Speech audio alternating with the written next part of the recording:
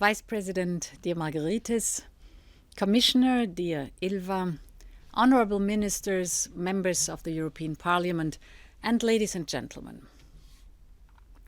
It has been 35 years since a number of member states agreed to remove border controls between themselves.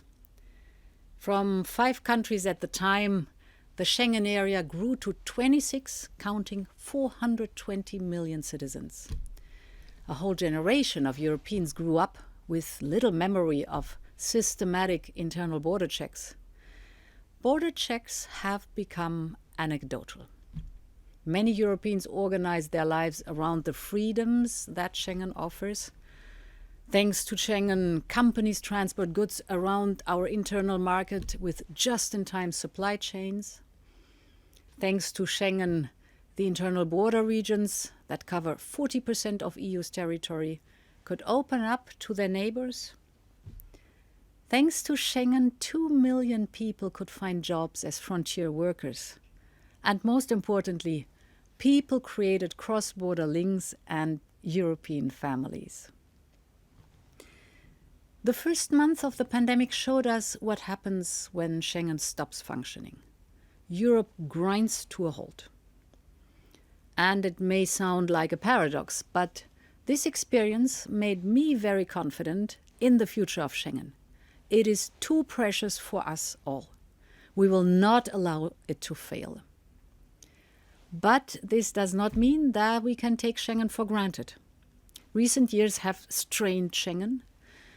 Between 2006 and 2014, over 9 years, internal border checks were reintroduced 35 times. But since 2015, in less than 5 years, internal border checks were reintroduced 205 times. And this is a significant increase. We need to understand the reasons behind it and address them urgently. Fact is that the challenges Schengen faces today are not the same as 25 years ago. We should confront these challenges head-on. I'm confident that we can and must continue developing Schengen while keeping its benefits. I see 3 areas of work.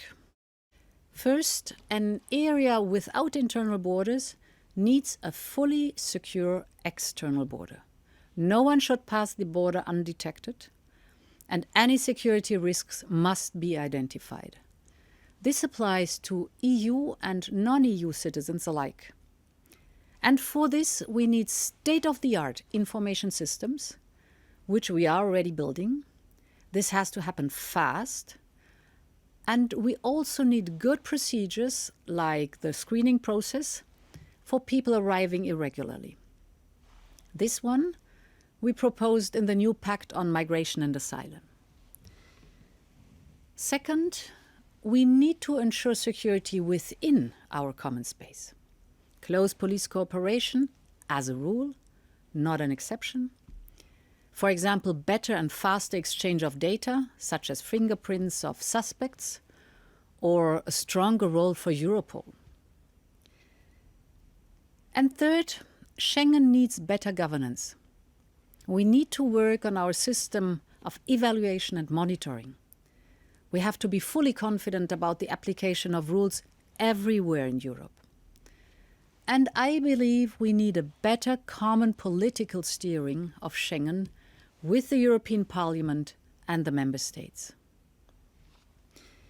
The reason why we organized today's Schengen Forum is to hold a discussion on a way forward. I would like a pragmatic and operational debate that we can use to inform the Schengen strategy that we will put forward in May next year. But let me also be clear about an important issue.